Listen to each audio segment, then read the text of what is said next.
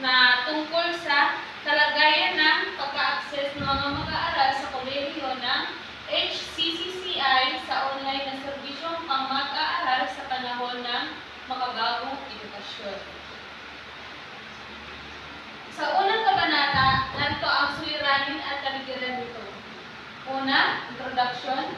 Sa makabagong panahon ng edukasyon, ay patuloy na nagbabago upang umangkop sa mabilis na pag-usbong ng teknolohiya.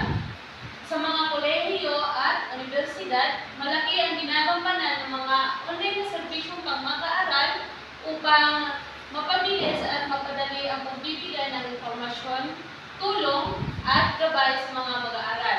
Kabilang dito ang paggamit ng social media, Learning Management System o LMS, at iba pang online platforms na nagsisilbing tulay sa komunikasyon sa pagitan ng guro, mag-aaral, at administrasyon sa kolehiyo ng HCCCI.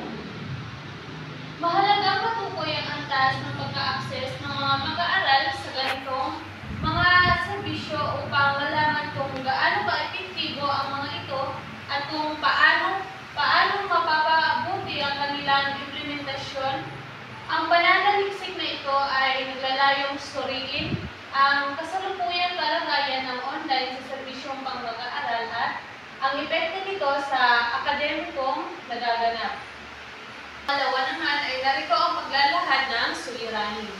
Ang pangunahing suliranin na tinutugunan ng pag-aaral na ito ay kung ano ang kalagayan ng pag-access ng mga mag-aaral sa kolehiyo ng HCCCI sa online na serbisyong pang-mag-aaral sa panahon ng makabagong edukasyon. Narito ang mga tiyak na tanong. Una, ano-ano ang mga uri ng online na serbisyong pang-mag-aaral na karaniwang ginagamit ng mga mag-aaral sa HCCCI? Gaano kadalas ginagamit ng mga mag-aaral ang mga serbisyong ito at gaano sila nasisiyahan sa kanilang karanasan? Pangatlo, ano ang mga pangunahing hadlang o suliraning nararanasan ng mga mag-aaral sa paggamit ng online na serbisyong pang-mag-aaral? Pang-apat ay, paano nakaka-apekto ang paggamit ng serbisyong ito sa kanilang akademikong pagganap? Pangatlo naman ay layunin ng pag-aaral. Ang layunin ng pananaliksik ay tukuyin at suriin ang antas ng pagka-access ng mga mag-aaral sa Holy Cross College of Carigara sa online student services. Pang-apat naman ay kahalagahan ng pag-aaral. Ang resulta ng pananaliksik ay makakatulong sa una, mga mag-aaral. Nagkakaroon sila ng mas malinaw na kaalaman sa kahalagahan ng paggamit ng online na serbisyong pang-mag-aaral at kung paano ito makakatulong sa kanilang pag-aaral. Pangalawa ay para sa mga guro. Makakatulong ito upang mas maunawaan nila ang pangangailangan at sitwasyon ng mga mag-aaral sa paggamit ng online platforms. Pangatlo naman ay para sa administrasyon ng Holy Cross College of Carigara. Magiging batayan ang resulta ng pag-aaral para sa pagpapabuti ng sistema at serbisyo sa online platforms. Panglima naman ay saklaw at limitasyon. Ang pag-aaral na ito ay nakatuon sa mga mag-aaral ng kolehiyo ng HCCCI sa taong akademikong 2025 at 2026. Saklaw nito ang pagsusuri sa antas ng pagka-access at paggamit ng mga mag-aaral sa online serbisyong pang-mag-aaral. Kabilang ang mga hadlang na kanilang nararanasan at epekto nito sa kanilang akademikong pagganap. Hindi saklaw ang pag-aaral na ito ang pagsusuri sa mga aspeto ng personal na buhay ng mga mag-aaral na hindi direktang konektado sa paggamit ng online na serbisyo. Pang-anim naman ay definasyon ng mga terminolohiya. Social media. Tumutukoy sa mga online platforms gaya ng Facebook, Messenger, Google Meet, at iba pa, na ginagamit para sa komunikasyon at pagbabahagi ng impormasyon sa mga mag-aaral. Akademikong pagganap. Tumutukoy sa antas ng tagumpay o kalidad ng pagganap ng mga mag-aaral sa kanilang mga asignatura na maaaring masukat sa pamamagitan ng marka, output at presentasyon sa mga gawain. Narito naman ang para sa pangalawang kabanata. Mga kaugnay kaugnay na literatura at pag-aaral. Una, mga kaugnayan sa literatura. Sa panahon ng makabagong edukasyon, ang paggamit ng online na serbisyong pang-mag-aaral ay naging mahalagang bahagi ng proseso ng pagkatuturo.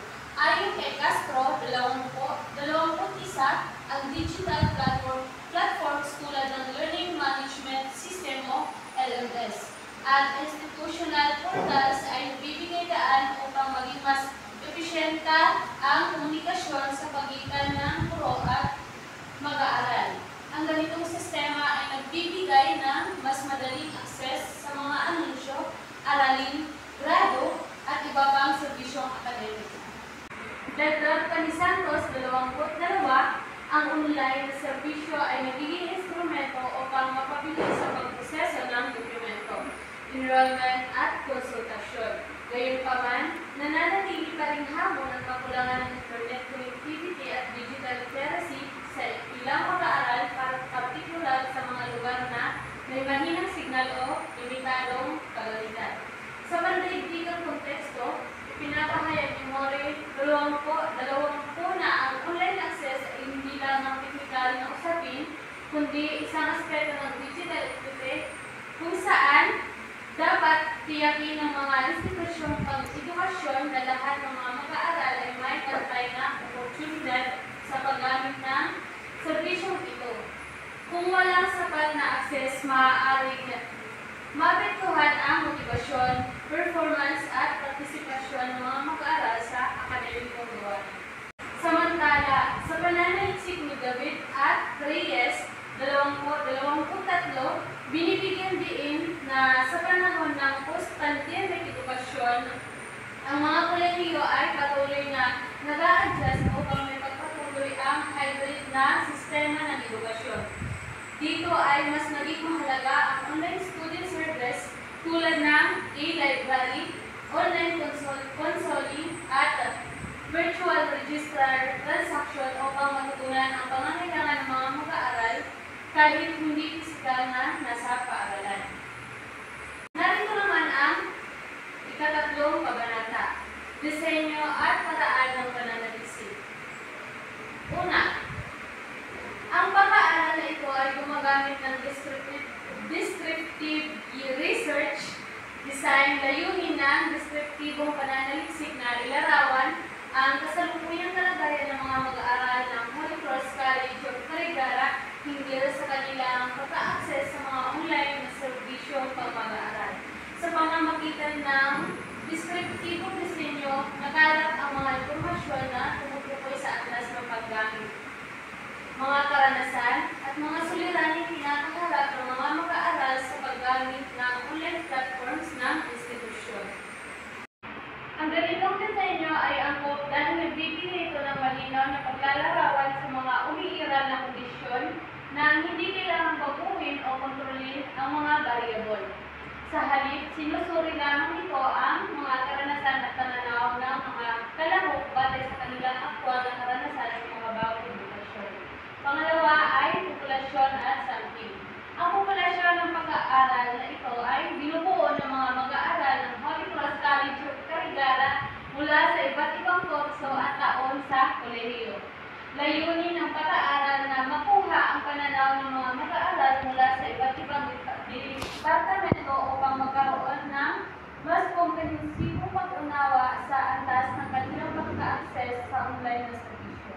Gumagamit ng mananaliksik ng purposive sampling technique kung saan ang mga kalahok ay pinipili batay sa kanilang aktibong paggamit ng online student services ng Holy Cross College of Carigara tulad ng online enrollment, classroom at student portal, at iba pa. Tinatayang may 50 hanggang 100 na kalahok ang magiging bahagi ng pag-aaral upang masiguro ang sapat na representasyon ng bawat programa o kurso sa kolehiyo. Pangatlo naman ay instrumento ng pananaliksik. Ang pangunahing instrumento sa pananaliksik nito ay sariling ginawang talatanungan o questionnaire na nahahagi ito sa tatlong bahagi. Narito ang unang bahagi. Demokratikong impormasyon. Naglalaman ito ng mga tanong tungkol sa kasarian, edad, kurso at taon ng pag-aaral upang makilala ang mga katangian ng mga kalahok. Pangalawang bahagi, antas ng pagka-access sa online serbisyo. Binubuo ito ng mga pahayag tungkol sa dalas na paggamit o kadalian ng pag-access at kakayahang makagamit ng online platform sa HCCCI. Gumagamit ito ng Likert scale na may 1 hanggang 5 upang masukat ang antas ng kanilang karanasan. Narito naman ang pangatlong bahagi, ang hamon at suliranin. Tumutukoy sa mga problemang kinakaharap ng mga mag-aaral gaya ng connection sa internet, technical na issue o kakulangan ng kaalaman sa paggamit ng system. Narito naman ang pang-apat, paglilikom ng datos. Sa pangangalan ng datos, ipinapatupad ang sumusunod na proseso. Unang proseso ay ang pahintulot. Humihingi muna ng formal na pahintulot mula sa administrasyon ng HCCCI bago ipamahagi ang talatanungan sa mga mag-aaral. Pangalawa ay distribution ng talatanungan. Isinagawa ang pamamahagi ng questionnaire sa pamamagitan ng Google Forms at printed copies upang maabot ang parehong online at offline na kalahok. Pangatlo ay pagkolekta at pagtatala ng sagot. Matapos sagutan ng mga mag-aaral ang talatanungan, inipol at inorganisa ng mananaliksik ang lahat ng datos. Pang-apat naman ay pagpapanatili ng confidentialidad. Tiniyak na ang mga sagot ng kalahok ay mananatiling confidential at gagamitin lamang para sa layunin ng pananaliksik. Panglima ay pag-aanalisa ng datos. Ang nakalang na datos mula sa talatanungan ay inaanalisa sa pamamagitan ng descriptive statistical analysis gaya ng frequency, percentage, at mean. Ang mga ito ay ginagamit upang ilarawan ng una, ang taas ng paggamit ng mga mag-aaral sa online na serbisyong pag-aaral. Pangalawa ay mga hamon o hadlang sa pag-access. Pangatlo ay pangkalahatang karanasan ng mga mag-aaral sa paggamit ng naturang system. Yun lang, maraming salamat.